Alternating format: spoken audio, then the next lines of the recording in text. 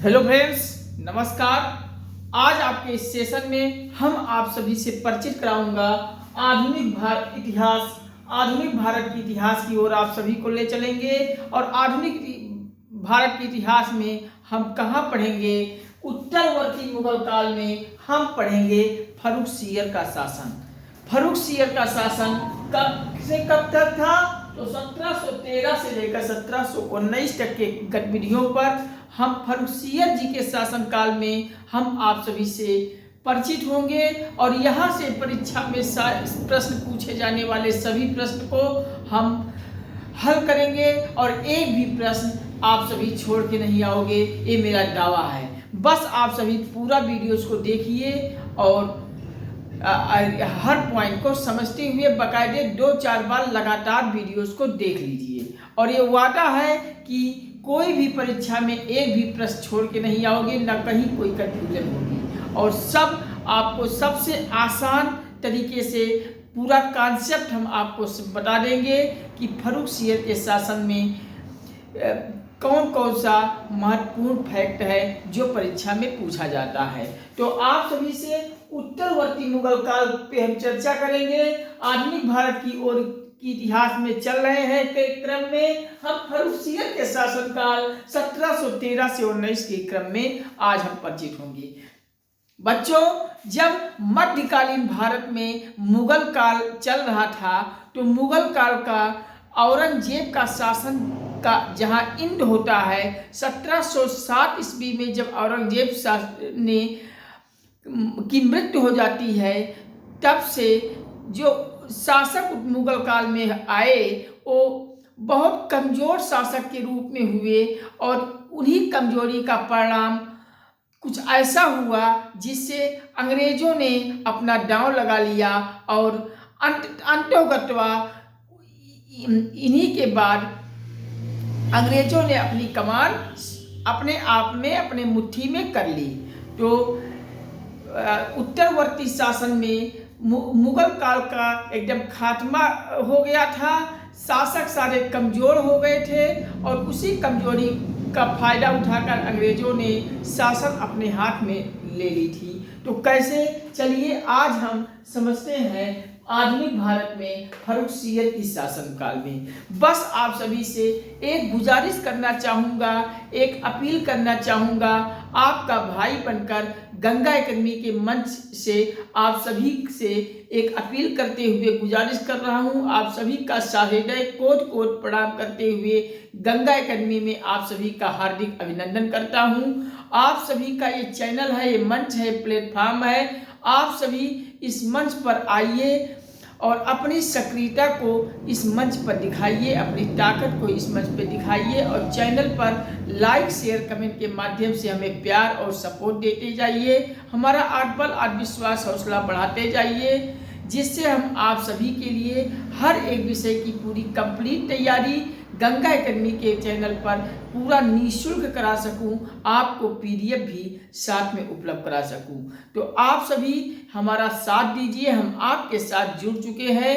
Ganga academy के channel को WhatsApp, Facebook, Instagram, Twitter इत्यादि हर सोशल साइट पर आप सब शेयर कर दीजिए और अधिक से अधिक शेयर करके संपूर्ण भारत के हर घर, हर परिवार, हर सदस्य तक पहुंचा दीजिए।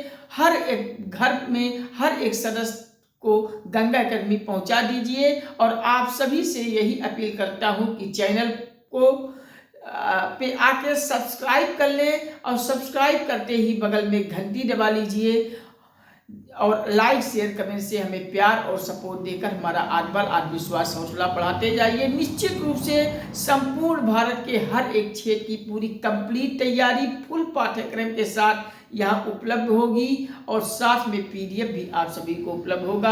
आप सभी का प्यार और सपोर्ट मिलता रहा तो हर एक विषय के हम अच्छे बेहतर से बेहतर एडुकेटर को भी आमंत्रित करके पूरा सिलेबस की तैयारी करवा के पीडीएफ उपलब्ध कराऊंगा।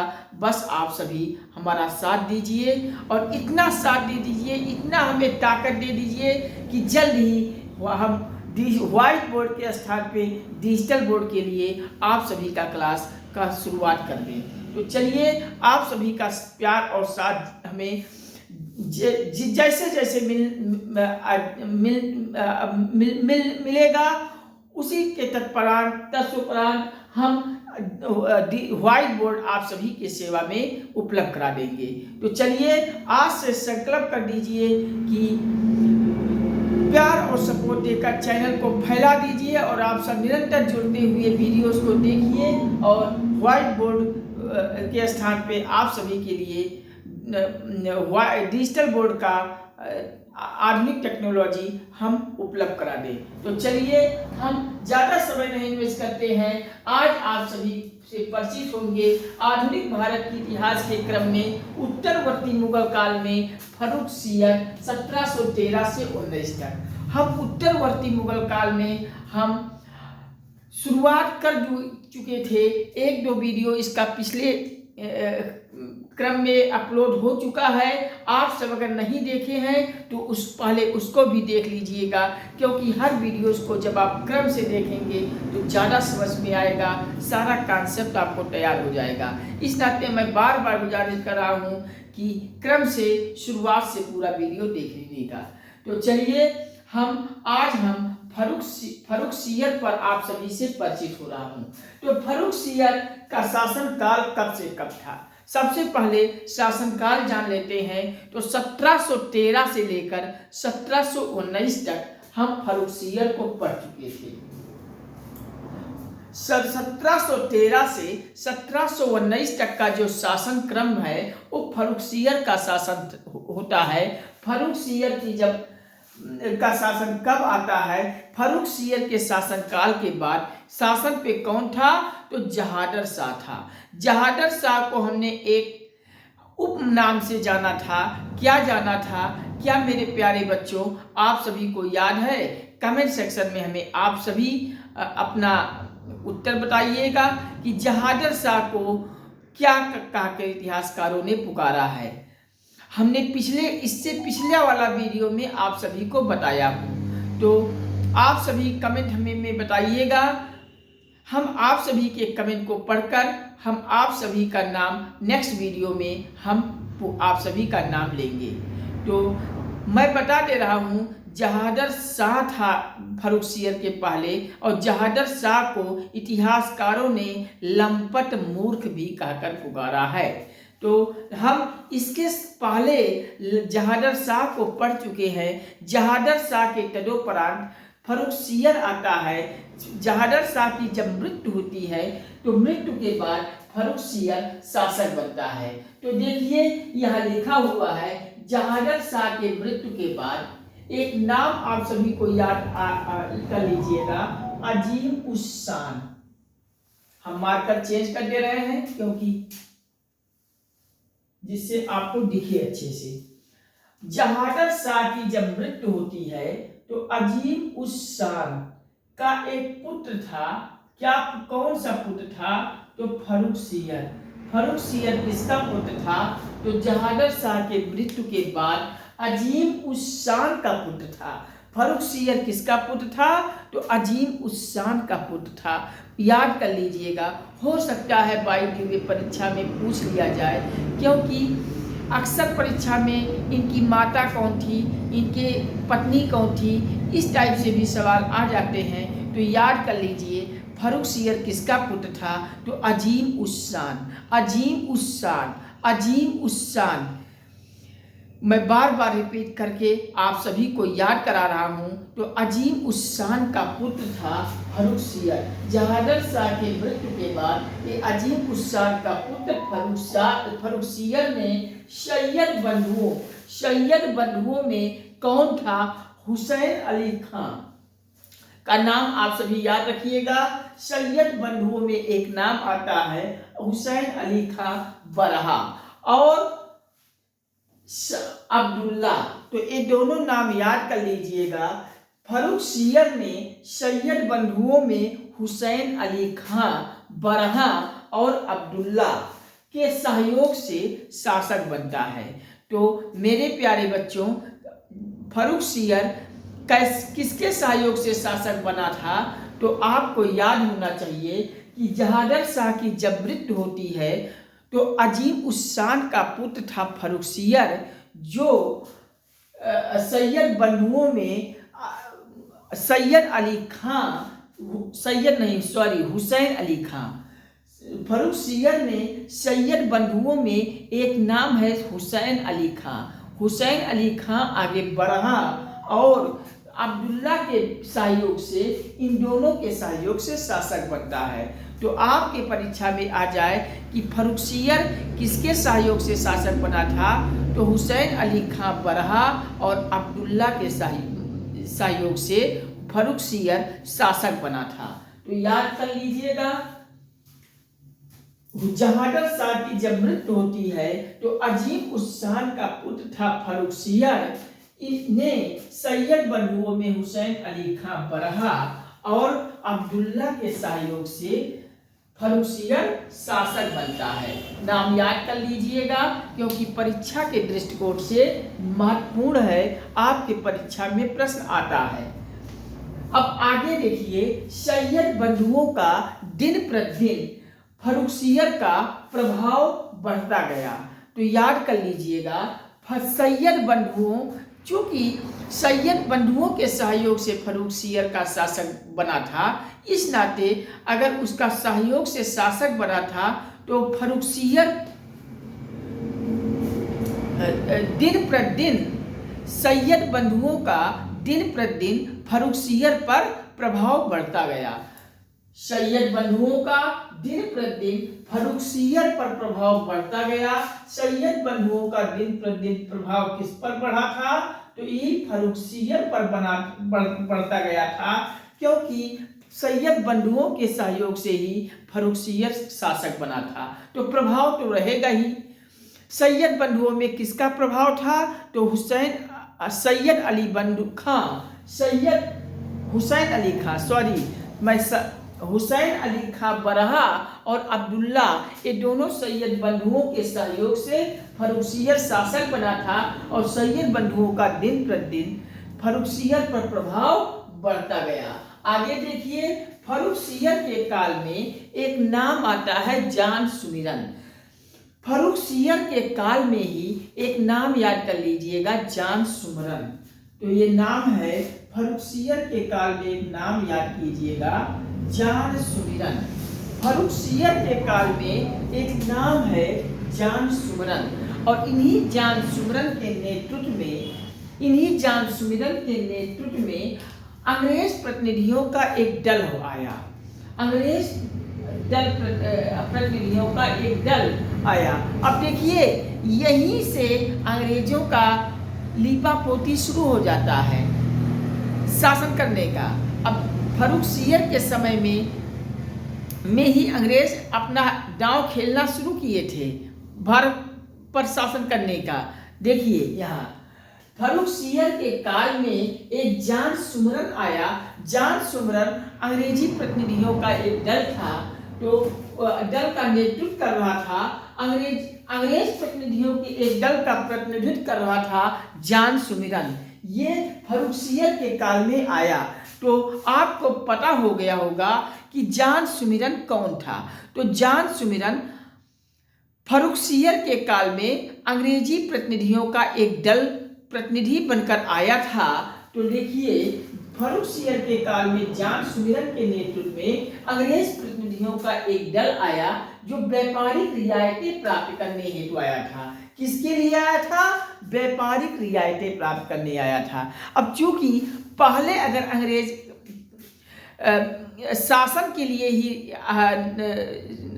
अपना कोरम करें तो क्या ये संभव था? तो जाहिर सी बात है इनकार हो जाएंगे। इस नाते अंग्रेजों ने पहले चाल चली कि पहले हम व्यापार करेंगे। व्यापार के लिए एक छोटा सा व्यापार करने के लिए वो एक संधि पत्र पर हस्ताक्षर करवाया और जब व्यापारी के रूप में अपना व्यापार करते रहे और उसके बाद समय देख के अपना एक दांव खेला और फिर वो शासक बन बैठे हैं। तो हम कैसे एक अंग्रेज व्यापारी व्यापार करने भारत में आए थे और कैसे वो शासन बन बैठे थे, कैसे भारत की पूरी कमान ले ली थी अपने हाथों में, हम ये सब क्रम से हम आप सभी को परिचित कराऊंगा। तो आज यहाँ देखिए, फर्रुखसियर के काल में एक अंग्रेजी प्रतिनिधियों का दल का नेतृत्व करने जॉन सुमिरन आया और वो व्यापारिक रियायतें प्राप्त करने हेतु वो आया था। उस समय फर्रुखसियर, जब वो जॉन सुमिरन आया था व्यापारिक रियायतें प्राप्त करने के उद्देश्य से एक व्यापार के लिए, तो उस समय फर्रुखसियर एक गंभीर फर्रुखसियर को फोड़ा हो जाती है और उसी गंभीर फोड़ा हो जाने से वो पीड़ित था। उस समय फर्रुखसियर एक गंभीर फोड़ा हो जाने से पीड़ित था। उस समय फर्रुखसियर एक गंभीर फोड़ा हो जाने से पीड़ित था। कि क्या हो गया था उस समय? उसे फोड़ा हो गया था और उसी फोड़े से फर्रुखसियर पीड़ित था। कब? जब फर्रुखसियर के काल में जॉन सुमिरन के नेतृत्व में अंग्रेज प्रतिनिधियों का एक दल व्यापारिक रियायतें प्राप्त करने हेतु भारत आया था, तो उस समय फर्रुखसियर एक फोड़ा हो जाने से पीड़ित था, जिसका सफलतापूर्वक इलाज उसका कौन किया था? तो फर्रुखसियर का सफलतापूर्वक इलाज वही प्रतिनिधि दल, वही अंग्रेजी प्रतिनिधियों के दल में एक शामिल था डॉक्टर। अब उस डॉक्टर का नाम आपको याद करना होगा, परीक्षा में पूछ लेगा तो याद कर लीजिएगा कि जिसका सफलतापूर्वक इलाज उस अंग्रेज प्रतिनिधियों के दल में एक शामिल सर्जन आया था, उस सर्जन का नाम है हैमिल्टन। तो याद कर लीजिए, उस सर्जन का नाम क्या है? हैमिल्टन। तो वह कौन सर्जन था? ऐसे परीक्षा में प्रश्न पूछ लेगा, वह कौन सा सर्जन था जो अंग्रेज व्यापारियों के प्रतिनिधियों के दल में एक सर्जन के रूप में आया था फर्रुखसियर से व्यापारिक रियायतें मांगने के हेतु। तो उस प्रतिनिधि दल में जो सर्जन आया था उसका नाम था हैमिल्टन। नाम याद रखिएगा, हैमिल्टन, हैमिल्टन, हैमिल्टन। 3 बार अगर आप सबको मैं 3 बार 4 बार मैं रिपीट कर देता हूं जिससे नाम भूले ना। तो उस सर्जन के रूप में हैमिल्टन ने कर दिया था किसका? फर्रुखसियर के फोड़े का इलाज। हैमिल्टन ने फर्रुखसियर का सफलतापूर्वक इलाज कर दिया था, जो अंग्रेजी व्यापारियों के प्रतिनिधि दल के रूप में एक सर्जन के रूप में आया था। शामिल एक सर्जन था, अंग्रेजी प्रतिनिधि दल में के रूप में वो आया था और वो सर्जन था हैमिल्टन, और यही फर्रुखसियर के फोड़े का सफलतापूर्वक इलाज कर दिया। अब चूंकि जाहिर सी बात है, अगर आप कोई बीमारी से ग्रसित हैं, मान लो आपको कोई बीमारी, एक छोटी सी बीमारी आपको हो जाती है और कोई आपके पास आया और आपकी उस बीमारी को आते ही एक खुराक दवा दिया, कुछ मलहम पट्टी लगा दिया और सही हो गया, तो जाहिर सी बात है आप उससे खुश हो जाओगे। तो यही हाल फर्रुखसियर पर भी हुआ, जब अंग्रेजी प्रतिनिधि के दल के रूप में एक सर्जन भी आया था, उसका नाम था हैमिल्टन, और हैमिल्टन ने फर्रुखसियर के गंभीर फोड़े का इलाज कर दिया। तो फर्रुखसियर ने उस हैमिल्टन पर, उस अंग्रेजी प्रतिनिधि दल पर खुश हो गया। तो तभी फर्रुखसियर ने खुश होकर 1717 ईस्वी में फर्रुखसियर अब अंग्रेजी प्रतिनिधि दल पर खुश हो जाता है और ईस्ट इंडिया के नाम पर एक फरमान जारी कर देता है। अब देखिए, यहीं से मुगल काल का बुरा दिन आता है। अब 1717 ईस्वी में जैसे ही 1717 ईस्वी में ईस्ट इंडिया कंपनी के नाम एक फरमान कौन जारी करता है? फर्रुख सियर जारी करता है। क्यों जारी करता है? क्योंकि अंग्रेज प्रतिनिधि दल में एक सर्जन था हैमिल्टन, उन्होंने फर्रुख सियर का जो गंभीर फोड़ा हो गया था उसका इलाज कर दिया था। तो इलाज कर देने पर फर्रुख सियर ने खुश हुआ और फर्रुख सियर खुश होकर 1717 ईस्वी में ईस्ट इंडिया कंपनी के नाम पर एक फरमान जारी किया, आदेश जारी किया, जिसको आदेश कहते हैं। तो 1717 ईस्वी में ईस्ट इंडिया कंपनी के नाम एक फरमान जारी करता है, जिसे प्रसिद्ध एक इतिहासकार हैं, नाम याद कर लीजिएगा, आर्म्स। आंख वाला आ, आधा मा, छोटा सा ऊपर रा। तो एक प्रसिद्ध इतिहासकार आर्म्स आते हैं और ईस्ट इंडिया कंपनी के इतिहास में आर्म्स ने इसे मैग्ना कार्टा कहा है। मैग्ना कार्टा के आगे ब्रैकेट में महाधिकार पत्र भी लिख दीजिएगा। मैग्ना कार्टा कहा है, महाअधिकार पत्र कहकर पुकारा है। तो आपके परीक्षा में ये हर बार सवाल पूछा जाता है, धड़ल्ले से पूछा जाता है, हर एक परीक्षा में पूछा जाता है, चाहे एसएससी हो, बैंक हो, रेलवे हो, टेट हो, सीटेट हो, पुलिस हो, एसआई हो, लेखपाल हो, पेट हो, यहाँ तक आईएएस पीसीएस में भी ये सब सवाल पूछ लिया जाता है। तो आप सभी याद रखिएगा कि जॉन सुमिरन नाम का एक अंग्रेजी प्रतिनिधि दलों के रूप में एक सर्जन आया, जॉन सुमिरन के नेतृत्व में एक अंग्रेजी प्रतिनिधियों का जो दल आया था, उसका नेतृत्व कौन किया था? तो अंग्रेजी प्रतिनिधियों के दल में जो प्रतिनिधि नेतृत्व किया था उसका नाम जॉन सुमिरन है। जॉन सुमिरन व्यापारिक रियायतें हेतु प्राप्त करने हेतु आया था फर्रुख सियर के दरबार में। फर्रुख सियर उस समय गंभीर फोड़े के रूप में पीड़ित था। तो चूंकि व्यापारिक प्रतिनिधियों दल में एक सर्जन आया था जिसका नाम हैमिल्टन होता है, और हैमिल्टन ने फर्रुख सियर का सफलतापूर्वक इलाज कर दिया और फर्रुख सियर हो जाता है खुश, और खुश होकर 1717 ईस्वी में ईस्ट इंडिया कंपनी के नाम एक फरमान जारी करता है। कौन? फर्रुख सियर। फर्रुख सियर जब फरमान जारी करता है तो इस फरमान को इतिहासकार, एक प्रसिद्ध इतिहासकार है आर्म्स। आर्म्स ने ईस्ट इंडिया कंपनी के इतिहास में क्या कहा है? तो ईस्ट इंडिया कंपनी के इतिहास में आर्म्स ने कहा है इस फरमान को मैग्ना कार्टा के आगे ब्रैकेट में महाधिकार पत्र भी लिख लीजिएगा। मैग्ना कार्टा को महाधिकार पत्र भी कहा जाता है। तो इसे आर्म्स ने कहा है मैग्ना कार्टा यानी महाधिकार पत्र कहकर पुकारा है। तो आपके परीक्षा में कुछ इस तरह से पूछ लिया जाएगा कि आर्म्स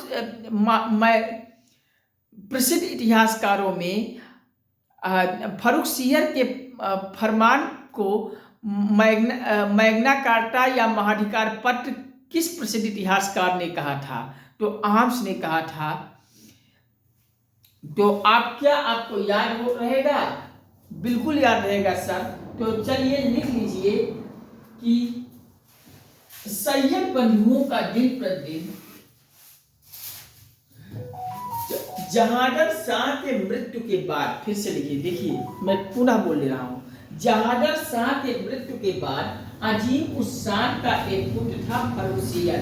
इन्होंने सैयद बंधुओं यानी हुसैन अली खां बरहा और अब्दुल्ला के सहयोग से शासन बना था। कौन? फर्रुख सियर। अब सैयद बंधुओं का जब सहयोग मिला था तो इनका दिन प्रतिदिन फर्रुख सियर पर प्रभाव बढ़ता गया। फर्रुख सियर के काल में एक जॉन सुमिरन नेतृत्व करता है। जॉन सुमिरन कौन था? अंग्रेज प्रतिनिधियों का एक दल था जो व्यापारिक रियायतें प्राप्त करने हेतु आया था फर्रुख सियर के दरबार में।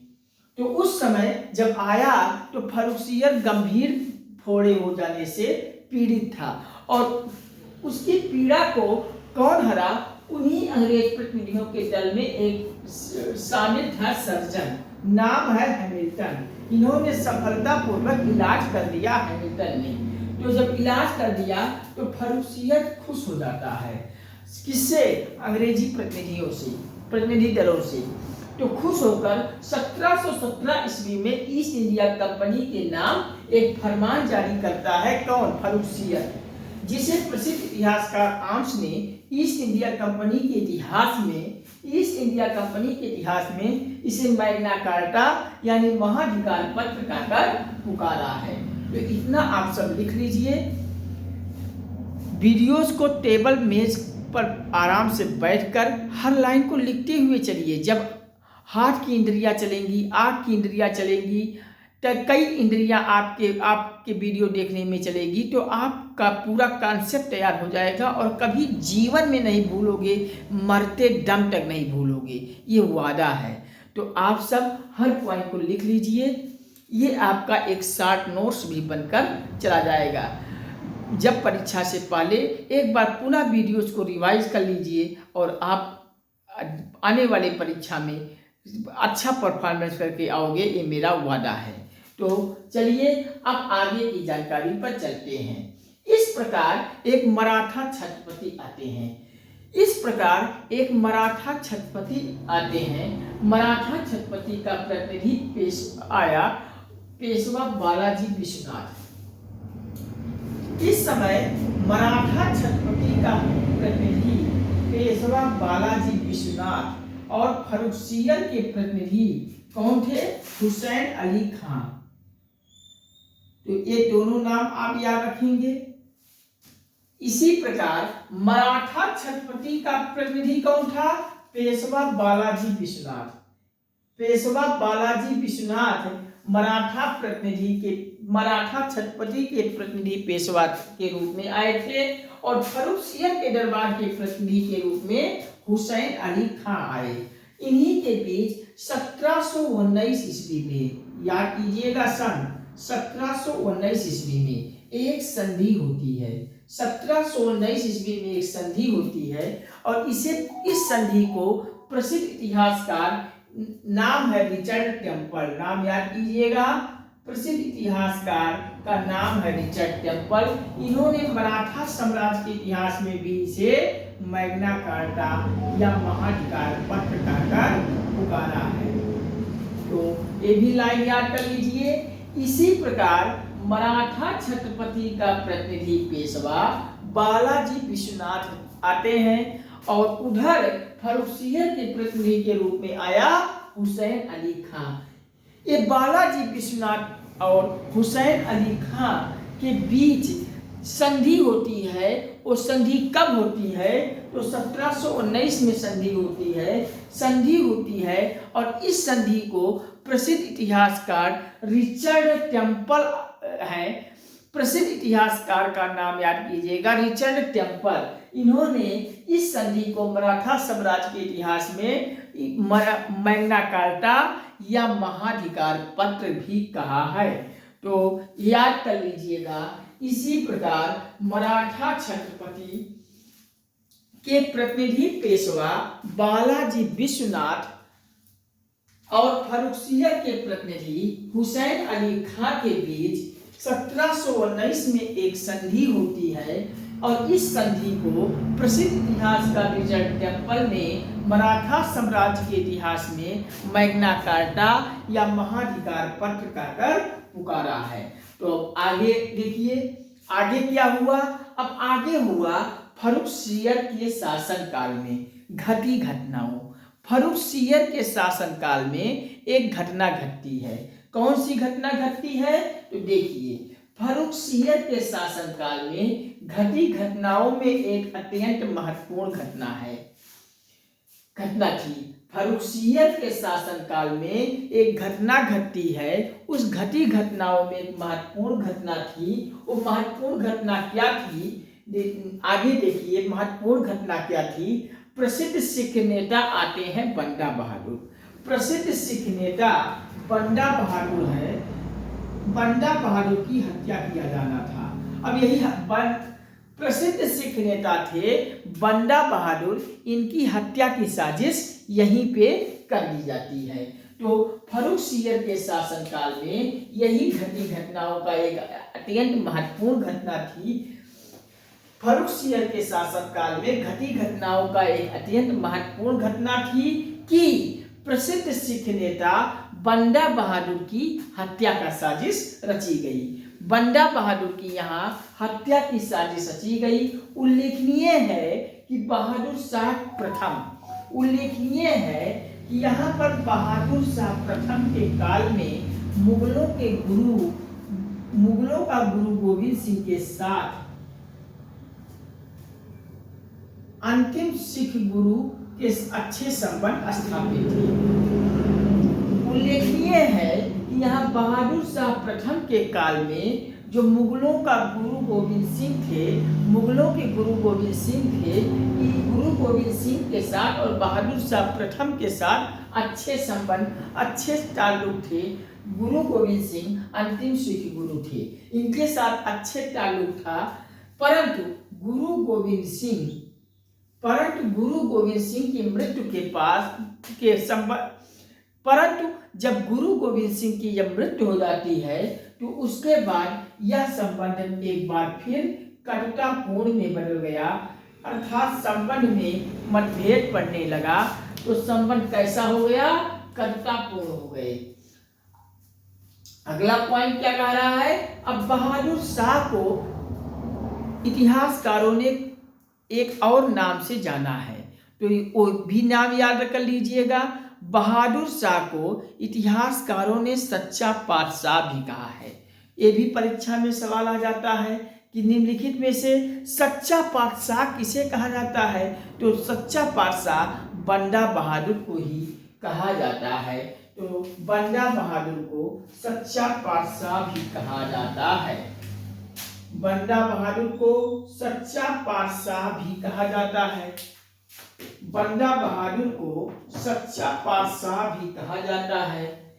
और बंडा बहादुर के नेतृत्व में सिखों ने एक बार फिर से मुगलों के विरुद्ध विद्रोह पर उतारू हो गए।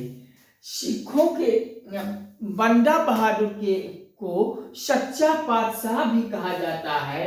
और इसी बंडा बहादुर के नेतृत्व में सिखों ने एक बार फिर से मुगलों के प्रति विद्रोह पर उतारू हो गए, अर्थात सिखों से मुगलों पर विद्रोह का विद्रोह बनता गया। तो बहादुर शाह प्रथम ने बंडा बहादुर के खिलाफ अब किया अभियान। बहादुर शाह प्रथम ने बंडा बहादुर के खिलाफ अब किया यहाँ अभियान। परंतु अभियान जरूर रचा, परंतु बंडा बहादुर ने लौगढ़ के किला में अपने को छिपा लिया। परंतु बंडा बहादुर ने अपने आप को एक लौगढ़ का किला था वहीं पे छिप गया। किसके नाते? बहादुर शाह प्रथम के नाते। बहादुर शाह प्रथम बंडा बहादुर के खिलाफ अभियान रच दिया, साजिश रच दिया मारने की। तो ये बंडा बहादुर ने लौगढ़ के किले में छिप गया जाकर। तो परीक्षा में यहाँ से भी आ सकता है कि निम्नलिखित में से बताइए, जब बहादुर शाह प्रथम ने बंडा बहादुर के खिलाफ अभियान रचा था तो उस समय बंडा बहादुर किस किले में जाकर छिपा था? तो लौगढ़ के किले में जाकर छिपा था। कहाँ छिपा था? इसी लौगढ़ के किला में जाकर बंडा बहादुर छिप गया था। उल्लेखनीय है कि ये लौगढ़ का जो किला था इसका निर्माण कौन करवाया था? तो ये लौगढ़ के किले का निर्माण कहाँ है? हिमालय की तराई क्षेत्र में है। हिमालय की तराई क्षेत्र में अंबाला के उत्तर पूर्व में गुरु गोविंद सिंह ने बनवाया था। तो अब आपको याद हो जाना चाहिए कि लौगढ़ का किला कौन बनवाया था? तो लौगढ़ का किला यही गुरु गोविंद सिंह ने बनवाया था। गुरु गोविंद सिंह ने लौगढ़ का किला कहाँ बनवाया था? हिमालय की तराई क्षेत्र अंबाला के उत्तर पूर्व में बनवाया था। क्या यहां तक आप सभी को समझ में आ गया? एक लाइन और याद कर लीजिए, फर्रुखसियर। भारतीय इतिहास में फर्रुखसियर को क्या कहा जाता है? जैसे हमने जहादर शाह को भारतीय इतिहास में लंपट मूर्ख कहकर पुकारा गया है, उसको पढ़ा था कि कुछ इतिहासकारों ने जहादर शाह को लंपट मूर्ख भी कहकर पुकारा है, उसी प्रकार फर्रुखसियर को भारतीय इतिहासकारों ने घृणित कायर के नाम से कहा है। तो फर्रुखसियर को भारतीय इतिहास में घृणित कायर के नाम से जाना जाता है। एक लंपट मूर्ख निकला तो दूसरा घृणित कायर निकला। जहादर शाह लंपट मूर्ख जहादर शाह को कहा गया है, तो फर्रुखसियर को क्या कहा गया है? घृणित कायर। अर्थात आपके परीक्षा में प्रश्न पूछ लिया जाता है, हर एक परीक्षा में पूछा जाता है, क्वेश्चन बैंक उठा के देख लीजिए कि निम्नलिखित में से घृणित कायर किस शासक को कहा गया है? तो फर्रुखसियर को कहा गया है। लंपट मूर्ख किसे कहा गया है? जहादर शाह को कहा गया है। याद कर लीजिएगा। अब यहीं पे फर्रुखसियर का सारा महत्वपूर्ण फैक्ट समाप्त होती है। फर्रुखसियर से संबंधित इतने क्वेश्चन पर आप सभी कमान रखिएगा, और यहाँ इतने क्वेश्चन ही परीक्षा में पूछे जाते हैं। मैंने जहाँ जहाँ से फर्रुखसियर पर आधारित क्वेश्चन था सब कुछ बता दिया। कहीं आपको कोई प्रॉब्लम हो तो हमें कमेंट करके बताइए, हम पुनः समझाने का प्रयास करूँगा। अब अगला शासक का नाम आता है मोहम्मद शाह। मोहम्मद शाह का शासन 1719 से 1748 तक था। 1719 से 1748 तक का शासन किसका है? मोहम्मद शाह का है। और अनुमानतः पूरे उत्तरवर्ती शासकों को अगर देखा जाए तो यही मोहम्मद शाह का शासन ही सबसे लंबा रहा है। 1719 में से मोहम्मद शाह आया है और 1748 तक मोहम्मद शाह का शासन था। औरंगजेब के शासन के बाद औरंगजेब के शासक में यह मोहम्मद शाह प्रथम ऐसा शासक था जिसका शासनकाल अपेक्षाकृत सबसे लंबा था। मतलब मुगल काल में अगर देखा जाए तो या तो औरंगजेब का शासन सबसे लंबा था। अगर औरंगजेब के क्रम में देखा जाए तो मोहम्मद शाह एक ऐसा प्रथम शासक था जिसका शासनकाल अपेक्षाकृत लंबा था। अगला लाइन, मोहम्मद शाह के काल में किसका प्रभाव था? तो मोहम्मद शाह के काल में भी सैयद बंधुओं का प्रभाव था। यहाँ फर्रुखसियर के शासनकाल में भी सैयद बंधुओं का प्रभाव था। चूंकि फर्रुखसियर सैयद बंधुओं के सहयोग से शासक बना था। किसके शासक में सहयोग से? सैयद बंधुओं में तो हुसैन अली खां बरहा और अब्दुल्ला के सहयोग से फर्रुखसियर शासक बना था। तो अभी भी मोहम्मद शाह के शासन का काल जब आता है तब पर भी ये सैयद बंधुओं का प्रभाव बना रहता है।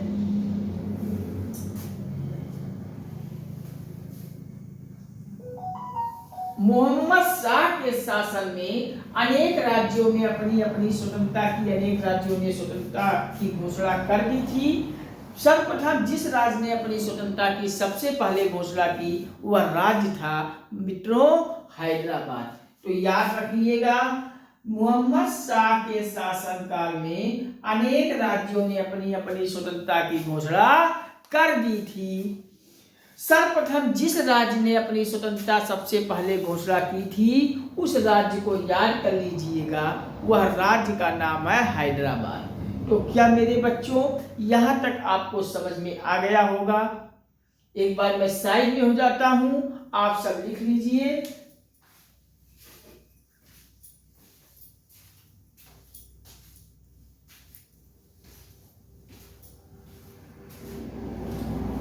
तो उम्मीद करता हूं आप सब लिख लिए होंगे। आज का सेशन कैसा लगा प्लीज आप सभी कमेंट सेक्शन में हमें बताइए। हम आप सभी के कमेंट को अगले क्रम में आप सभी का नाम लेकर बोलूँगा। तो आज का सेशन आप सभी बताइएगा, और आप सभी से बस यही गुजारिश करता हूँ, यही उम्मीद करता हूँ, यही आप सभी से अपील करता हूँ। आप सभी को हृदय से कोट कोट से प्रणाम करता हूँ, और आप सभी से अपील करके गुजारिश करूँगा कि चैनल को सब्सक्राइब करके बगल में घंटी आल पे प्रेस कर लीजिएगा, जिससे हर वीडियो का नोटिफिकेशन आपके मोबाइल में सबसे पहले पहुँचे, और कोई भी टॉपिक, कोई भी वीडियो आप सभी को छूटने ना पाए। लाइक शेयर कमेंट के माध्यम से हमारा आत्मबल आत्मविश्वास हौसला बढ़ाते जाइएगा, हमें प्यार और सपोर्ट देते जाइएगा, और व्हाट्सएप फेसबुक इंस्टाग्राम ट्विटर यार हर सोशल साइट पर इसे अधिक से अधिक शेयर करके, हर ग्रुपों में शेयर करके संपूर्ण भारत के हर घर, हर परिवार, हर सदस्य तक पहुंचा दीजिए। और आप सभी संपूर्ण भारत में से पहुंचा दीजिए, और आप सभी निरंतर चैनल पे जुड़कर लाइक शेयर कमेंट से हमें हमारा आत्मबल आत्मविश्वास हौसला बढ़ाते जाइए, हमें प्यार और सपोर्ट देते जाइए। निश्चित रूप से हम आपके साथ जुड़ चुके हैं, आप भी मेरे साथ जुड़ जाइए। हम निश्चित रूप से आपको घर बैठे पूरा संपूर्ण भारत के हर एक क्षेत्र की पूरी कंप्लीट तैयारी, पूरा पाठ्यक्रम के साथ, पूरा फुल सिलेबस के साथ हम कंप्लीट कराऊंगा। साथ में पूरा PDF भी आप सभी को घर बैठे उपलब्ध कराऊंगा, और कोई एक पैसा अतिरिक्त आपसे नहीं लिया जाएगा। गंगा एकेडमी हमेशा अनपेड है, अनपेड ही रहेगा, ये हम आपसे बार बार कहता हूँ। आप सभी का बस यहाँ प्यार और सपोर्ट की ज़रूरत है, पैसा कोई नहीं देना है, ना आपसे गंगा एकेडमी पैसा का डिमांड करेगा। बस आप प्यार और सपोर्ट दीजिए, चैनल को सब्सक्राइब कीजिए। आप सब भारत के संपूर्ण भारत के हर घर, हर परिवार, हर सदस्य लोग जुड़ते चले जाइए यहाँ पे, यही हमारा सबसे बड़ा पारिश्रमिक है। तो इसमें आप सभी का कोई पैसा नहीं लगेगा, प्लीज़ इतना आप सब कर दीजिए।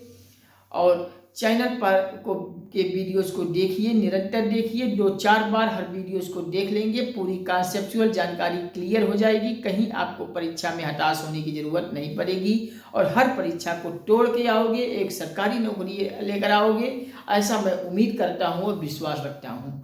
तो चलिए, इतना आप सब कर दीजिएगा, और निरंतर आप सभी के साथ गंगा एकेडमी है। संपूर्ण भारत के हर एक क्षेत्र की प्रतियोगी परीक्षाओं का पूरा तैयारी हम विधिवत करेंगे।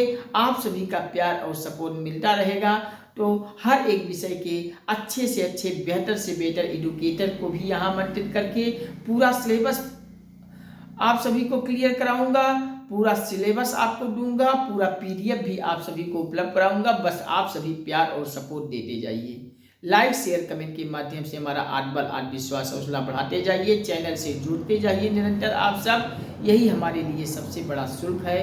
तो ठीक है, इसके आगे की जानकारी से बहुत जल्द हम फिर आऊँगा आप सभी के बीच, तब वहाँ इसके आगे की जानकारी से परिचित होऊंगा। मोहम्मद शाह 1719 से 1748 के क्रम में इसके आगे के वीडियोस में बहुत जल्द आपके बीच आके मोहम्मद शाह को भी हम खत्म करेंगे।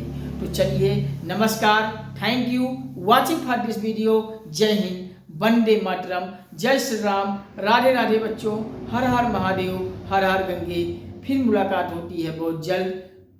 नमस्कार, बब्बा, थैंक यू वेरी मच।